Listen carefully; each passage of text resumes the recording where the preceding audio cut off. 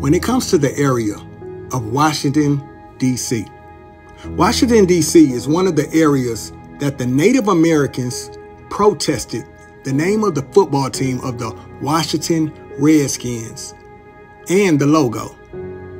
And with success, because of no pushback or no presence of the reclassified American Indian to counter protest against them, they were successful in having the team name removed and also the logo. Now, here's something I think we should really take a look at. We should take a look at the fact that Washington, D.C. is called Chocolate City.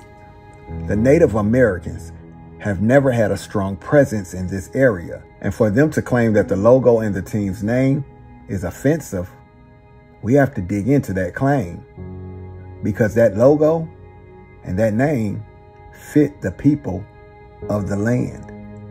Let's look into it. Now, with all of this protesting going on in our nation's capital of Washington, D.C., I think it's only right that we get a little background on the city of Washington, D.C., and also take a look into the type of people who are from the area. Washington, D.C. was called Chocolate City for a reason. In 1957, D.C. became the first large city in the United States to become majority black, earning its moniker, Chocolate City.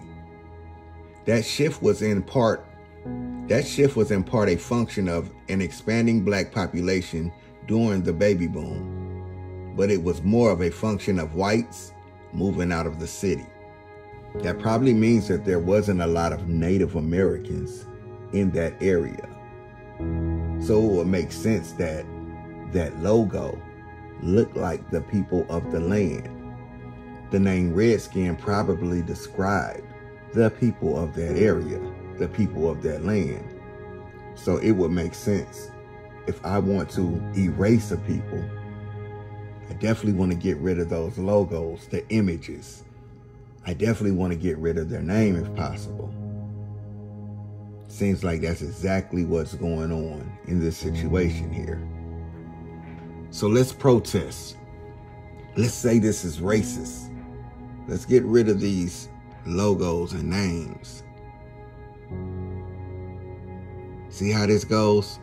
And again, these are the same people who you'll find all over every social media platform complaining about indigenous erasure, when it's clear to see that they're definitely trying to erase the reclassified American Indian Negro of North America. Yeah, Indians, niggas, same thing. I want to ask y'all a question. Think about this. What does the Cleveland Indians, Chicago Blackhawks, Atlanta Braves, Kansas City Chiefs, and the Washington Redskins all have in common? No Native Americans and hella niggas. Yet they're over here on this side of town complaining about names and logos. Skip, I believe it will. I believe it's just a matter of time now, because now they're starting to hit Daniel Snyder where it would potentially hurt. And that's in his back pocket. Now, he can be stubborn and bullheaded and try to and dismiss. Who needs an extra $150 million in advertising? But Skip, that's nothing to sneeze at. That gets people's undivided attention. And what Nike took down their merchandise, took it down off their website. As reported that 87 investment firms and shareholders worth a collective $620 billion, Nike, FedEx, and PepsiCo said, look, they were asked that y'all need to terminate this because this is the only thing that's going to get his attention. And Skip, I believe Daniel Snyder it will not be a better time than what's right now. He can do it now with no problem, because the people that want him to hold on to that name, they was like, you know what? Given the climate and where we are right now, we understand. That's so much pressure. True. Now, I get it. There were polls in the 90s that said the Native Americans weren't offended by this, but there was a poll that... Polls in the 2000s. But here's one that just was conducted in February. 57% who strongly identify with being Native American and 67% who frequently engage in tribal cultural practices are deeply insulted by a caricature of the Native American culture. Which could run deeper than just that nickname. Exactly. Now, I'm sitting here listening to this brother Shannon Sharpe. I mean, really spit some history right now, right? I have to ask myself, am I led to believe that this man, in 2023, the age of information, is this misinformed when it comes to our people on this land? I mean, because he's going very hard to push for the change of the name of the Washington Redskins. He's saying it's offensive. Check this out. Now, I think we should dive into that, right? See, we are now in a time where you can't just make claims without any pushback. This is why it's called the age of information, the age of technology. So I think it would be very smart that we use our smartphones for things other than dumb things. Now, if we look into this, they say the term is offensive. Offensive to who? They say the logo is offensive. Offensive to who?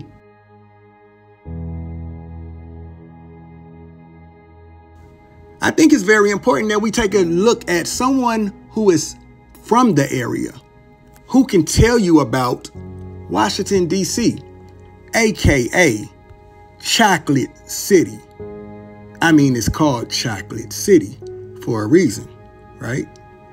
Well, let's take a look at what someone from the area, a native from the area, by the name of Frederick Douglass. Yeah, you know, the same Frederick Douglass Jermaine Shoemake, aka Dr. Umar Johnson, loves to say he's related to and loves to say he's an African. Well, let's listen to Frederick Douglass and see what he has to say about America and also the area that he's from, Chocolate City.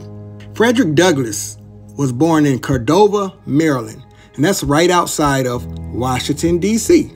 That's right outside of the area. Frederick Douglass is quoted saying, speaking to me in soft, caressing tones and calling me his little Indian boy. He would have deemed him a kind old man. Frederick Douglass. So, Frederick Douglass from Washington, D.C., from the Washington, D.C. area, the Chocolate City area, was called a Indian boy as he was growing up. He was called an Indian boy. Remember, this docuseries is 1968, Indian Civil Rights. Frederick Douglass was called an Indian boy growing up. He was also from the D.C. area, Chocolate City. Yeah, there's no presence of Native American Indians in that area. So what exactly are they protesting? Let's hear more of what Frederick Douglass had to say.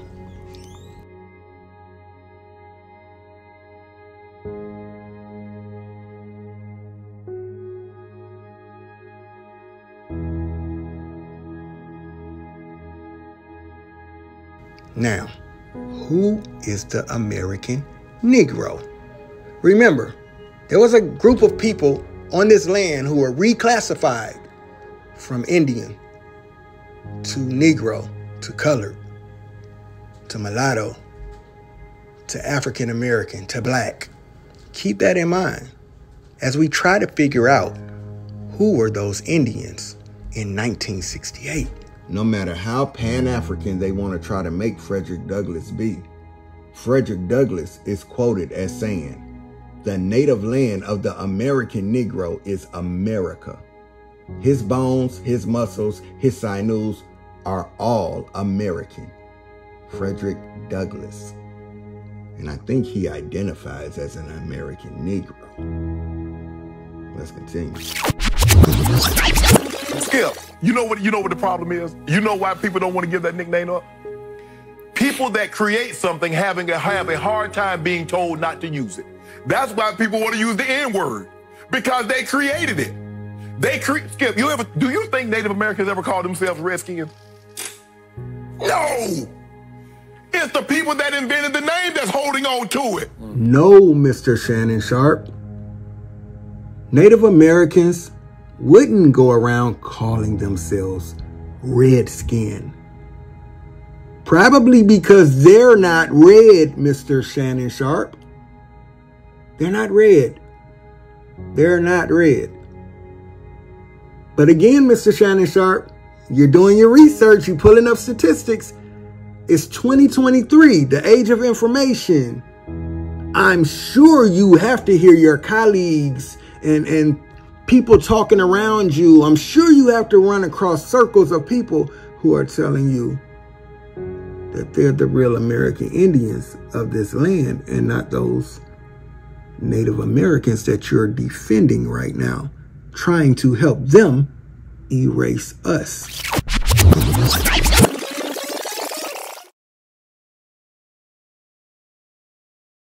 These four brothers sitting here, we didn't all come from Africa. Black people are Native American. I'm Chuck Berry. Chuck Berry's a country and western singer. This license says you're Indian. You know who else he is? He's me. Because we all not from Africa. My roots are here. This is where I was raised. This is where I grew up in America. Are you an Indian? Yes. Oh, really? These four brothers sitting here, we didn't all come from Africa. Flavor Flav is a Native American, too. I'm not African. I'm American. I'm not African. Indian? Shinnecock Indian. Comes from the Shinnecock Reservation, eastern Long Island. And so does LL Cool J's family. An Indian. I'm an Indian. Some of us was here, baby. We was already here. They want us to fucking leave our own homeland so that we can abandon it and they can fucking keep the shit. No. We're not. Yes. I have Indian blood in me. Got us up here thinking that all of us from Africa. I know I'm finna get ready to ruffle some feathers right now. I'm sorry, but my grandmother never told me we were from Africa. A lot of us are Indians, Black, Cherokee, Blackfoot Indians. I'm Geechee. We was already over here. Everybody wasn't brought over from Africa. So, you know, we have to, like you say, unpack all of that and try to, you know, find the true lineage of people in this country, because some, you know, I used to tease family members who would say, you know, I got a little Indian in me. I would think they didn't want to be all the way black. But when I really do the research, a lot of them did have a little Indian in them. We are the indigenous people to this land. Like this land, the pyramids here are hundreds of years older than the pyramids in Egypt. This was the new world to the people that just came over here. This was our fucking land. My tribal tattoo, I'm from, you know, the Pamunkey tribe, and you know. I kind of figured that. Yeah, he's right. You from the Monkey tribe? Am I from the Pamunkeys too? Nah. Okay, just a second. It's native. It's a Native American tribe, but really though. you know, now, how long did you know that? For about maybe 4 years. Okay, yeah, cool in the game. So yeah. That is waging war, not on Pan-African bullshit. They're waging war on the Native of America. Brother, if you were to walk into any mosque in America and you just laid your hands on the first person or the third person or the fifth person that you see, you realize that you're laying your hands on a Native American. There were only 8% of the slaves that came to America. So how is it that there are so many more people that they claim are black or African American? I think they got the numbers wrong, because a lot of Native Americans are the ones that they're counting as black folks too. You know, I used to tease family members who would say, you know, I got a little Indian in me. I would think they didn't want to be all the way black. But when I really do the research, a lot of them did have a little engine in them. So, you know, it's one of those things where, you know, we want to be counted on all levels, not just, you know, through slave ships. Like I said, you know, we were here before Columbus. So a lot of us, and so we want to make sure that's included and not excluded. Glad you ain't Columbus did not discover, you know, America when it was riding. You know what I mean? Right, right. It was the black man that seen it first. And it was the black man. He didn't land on Plymouth Rock. Yeah. Well, he was 100 years later,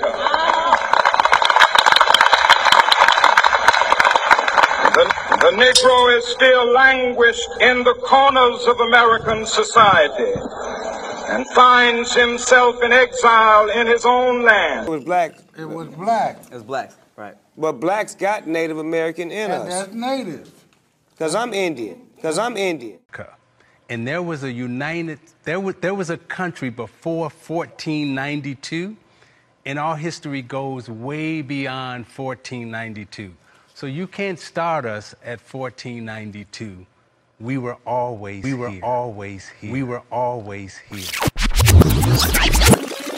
I would hate to think with all this research that you're up there doing and all these statistics that you're pulling, I would hate to think that you being from the deep south of Glenville, Georgia, where there's tribes like the Crow tribe, the Muskogee tribe, the Cherokee tribe, and I'm sure you know plenty Black Indians. I would really hate to think that you're just up there, as they would say, shucking and jiving for the Native Americans, helping to push the agenda for them. Because you're just too surrounded by too much information. And sir, that's kind of dangerous with the platform you have. Either way it goes, either if you just don't know at this point of time in life, when people are really being vocal and speaking out now about who they are on this land, or if you just don't care and you're just trying to help push the agenda of erasing us on this land. Either way, it's all bad. But I'm going to give you the benefit of the doubt that you just don't know. But go ahead, let's continue. Because before it was colonized was indigenous. So what happened, you know, in your life that made you want to find your tribe or even think like that? Yeah. And then also, you know, how do you find, when you say, I found my tribe, you know what I mean? How do you do that? You know, saying ancestor. Can I find my tribe? Yeah, yeah, you can. I'm gonna just say this. There are ways to reconnect to your history by just asking questions to your elders. They're walking libraries. You know what I mean? They have a lot of information and wisdom and knowledge to impart on us. But of course, we're out here living fast lives, so it's hard to sit down sometimes with your grandmother, your great-grandmother, and you know, it is, I'll say this, the phrase for 2022 on that I give to my brothers and sisters is find your tribe season. It's find your tribe season. It really is about reconnecting to your lineage and appreciating it, you know? And when you find your identity, it's just, you're not walking confused out here and trying to piece yourself together from other people's knowledge about who you are, you know, because there's a lot of false information about who we are as indigenous Black people. Kyrie out of his damn mind. Kyrie loves everybody to think that he's such a deep thinker, that he's so philosophical, that he's gone out and he's found himself and he's so in touch. For him to make that change, Skip, forget the climate. It's the right thing to do. Whatever happened to doing the right thing? We forget the climate, forget the temperature of where we are in society at this current time. What about doing the right thing? Skip, I try to make it a habit. That since I've been on the air with you, I don't refer to that last name. I say Washington. I mean, I just gotta say, I'm confused. Somebody who does as much research as this brother does, and he's from the deep roots of Georgia, where I'm talking about, we got the Muskogee tribe, we got the Crow tribe, we got the Cherokee down there, and then if you look at an image of this brother next to the original American image, this guy looks just like the image. Yet he's talking about this, the Redskins is offensive to the Native Americans, and they should change their name. Am I led to believe that you're that misinformed in this day and time? Can't be. Can't be. Can't be, sir. Can't be. You know, just when I was getting ready to give you the benefit of the doubt that you possibly just don't know, then I had to think about it. You got too many people around you, in your circle. Too many people that I've shown on this clip alone that you know personally and are very vocal about who they are on this land. I just can't believe that you don't know. None of this information has crossed your desk and made you say, what are they talking about? What are they talking about? Let me look into this. But yet, we hear Kyrie Irving saying, talk to your family, find your tribe. Talk to your elders, find your tribe. And as much as you love your grandmother and speak about your grandmother, this is the same thing Kyrie is saying. Talk to your elders in your family. Talk to your family. Find out who you are on this land. There's a lot of misinformation out here, yet you pull out a stat sheet. Now I have to ask, where did you get those stats from? Shannon, did you get it from your grandmother? Did your grandmother give you those stats? Did your elder in your family give you those stats? Or did the people pushing the agenda to erase the reclassified American Indian Negro of North America, did they give you those stats to read on your big, huge platform, sir? See, Shannon, now I gotta side-eye you, sir. Because I often ask the question, and I often ask people to think. Ask yourself, how did you actually lose your land? I can almost guarantee you there were people who looked just like you who helped you lose your land. Think about that.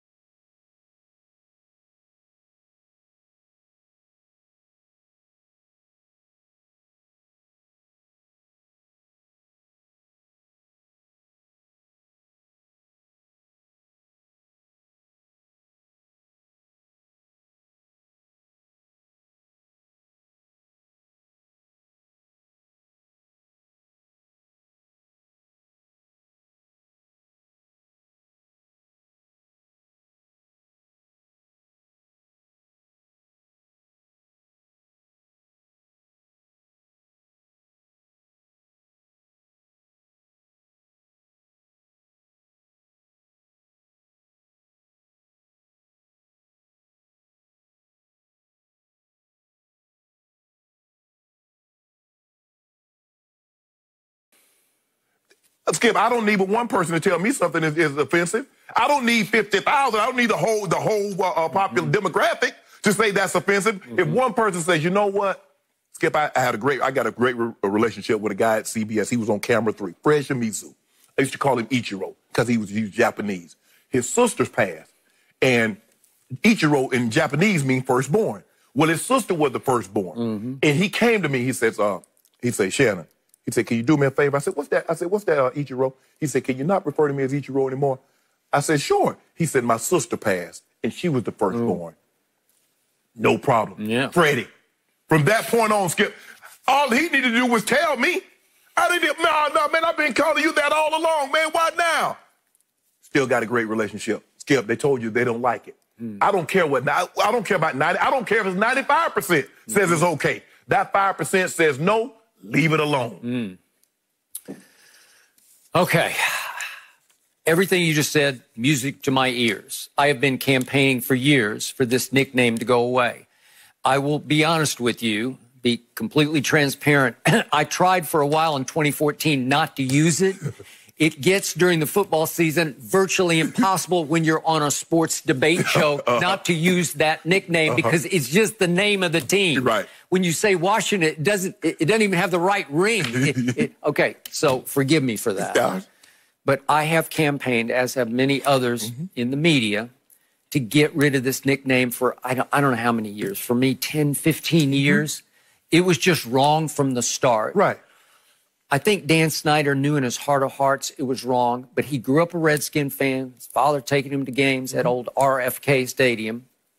And the sentimentality of the deep love that he has for the team blinded him to how that nickname does offend some Native Americans, not all. Right. And yet we went through this big flurry of attention in 2014 because there was a prospect. They were going to lose their trademark. You want to talk about getting hit in the pocketbook if they did not change the name. And I don't know how Dan Snyder pulled this off, but he issued a statement at that point, I will never, and he put it in all caps, change this name. Right. And apparently, Dan Snyder has friends in high places in our nation's capital. You think? High places. Yes. Because somehow that case against his trademark somehow went away in the bowels of of our judicial system. Yes. I don't understand it, but it went away. During that time, he went on a campaign to convince people that there was nothing wrong with that nickname. And he did so by basically doing a national tour of different reservations, visiting with different tribal chiefs. He also gave $4 million to Native American causes. Right. And he had 5 of his ex-players led by Chris Cooley. We had him on the other show at ESPN. And they were just campaigning to try to enlighten people that most, like a vast majority of Native Americans were not offended by that nickname. And there was the most talked about poll of all came out in 2016 via the Washington Post, a highly credible at that point website and newspaper. Right. And it surveyed 504 Native Americans out of the 5 million odd Native Americans we have in our country now. A pretty good sample size. Again, I'm never quite sure about this, but 504, 9 out of 10 said we are not offended by the nickname. The NFL then conducted its own poll soon after that and found that it was actually older respondents to the poll who were not offended, but the NFL found that those surveyed between the ages of 18 and 29 were strongly, by 71%, opposed. So that's what we've seen in the recent protests.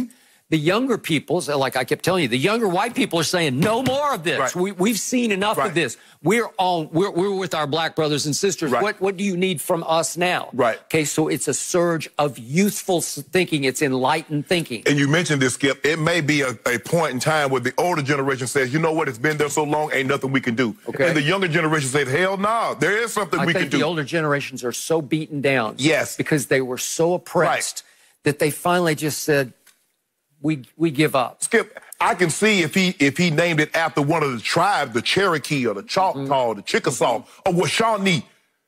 That's not a tribe. That's a derogatory term. What part don't you get about that? Okay, so I've gone back and forth for years about just how derogatory the term is. But all I know for sure is that there are some Native American leaders who find it extremely derogatory. Yes. It's difficult for me, and this is just my 2 cents sitting in this chair right here. It's difficult for me to equate that nickname with the N-word, which I've told you countless times, it's the most evil word in our language. Is it a racial slur, that nickname that we're not speaking right now? To some it is. To others, it's just a derogatory term. It's just sort of a derisive term. But it's difficult for me to equate the suffering that your people went through, African Americans in this country, starting in 1619, born of slavery, and the sufferings of the Native Americans in this country. They are both American tragedies. They don't equate. I can't compare and contrast them because they're so different.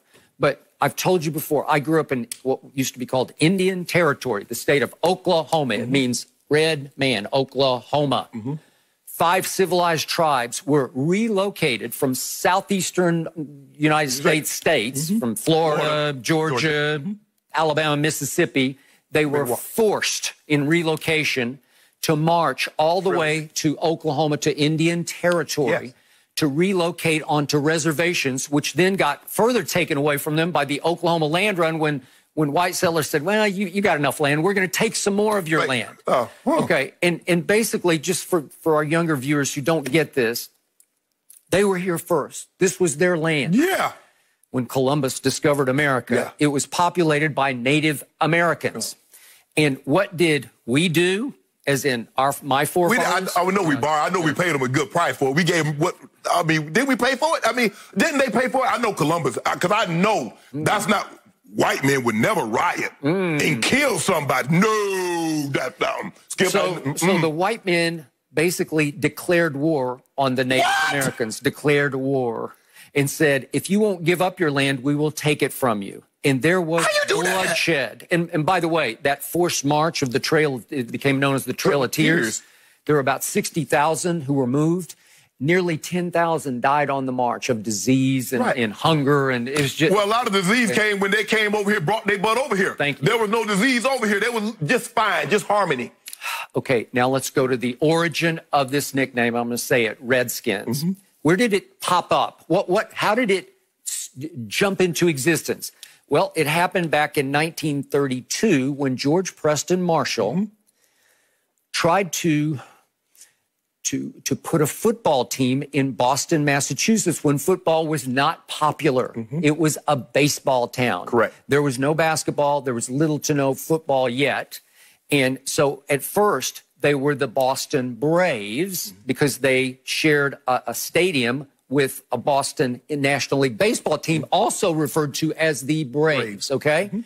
And then when he had to move to Fenway Park, or I guess he probably wanted to move to Fenway Park to share space with the Red Sox, he thought, well, let's change the nickname Braves to Redskins, okay? So it's kind of a clever Red Sox, Redskins. But he knew it was going to be a problem, so how did he try to sell it to the public? He went out and found a man who was said to be part Sioux Indian at that point, Native American, obviously, but that he was part Sioux. His name was Henry Dietz, Lone Star Dietz, and made him the head coach of the Redskins just to try to sell it. So clearly, George Preston Marshall knew it was a problem. When I was a little kid growing up watching what were called cowboy and Indian movies, what happened when they were going after the Indians? It was those lousy Redskins. It was at the very least, it was a derogatory term, right? And I've always said it on TV many times, can you imagine an early NFL owner saying, you know what? I want to pay tribute to the slaves who were the backbone of our economy for so many years in this country. I'm going to call my new NFL team the Blackskins. How would that have gone over, and how long would that have gone over? Black faces. Yeah, or okay, there, okay? Do that. No. Okay, no. But Redskins somehow work because the Redskins, the Native Americans are so oppressed that they got beaten down into reservation existences where they didn't have the leadership to fight back. Your community has had strong leadership over the years, as oppressed as you have been. It is powerful, potent, starting with Dr. King, and I can do Malcolm X, and I can go to Jesse Jackson, and I can go to Al Sharpton, and I can go to Shannon Sharpton. I can go all the way up. Strong, powerful voices. And this again, the Native Americans are split into tribes. So that's hard to unify and unite, right? Yes. And so they haven't had that one powerful voice to defend them until now. They have fallen into a time in which, thanks to your community, we have had some racial enlightenment, some new racial sensitivity, I believe. Is it the battle up? No, it's not over. But I believe we have reached as enlightened a point in our growth in this country as we ever have. Thank you for watching. You can subscribe here to get the latest from the show, and be sure to check out more of the best clips from Undisputed, or go watch a few other segments from our other shows on FS1.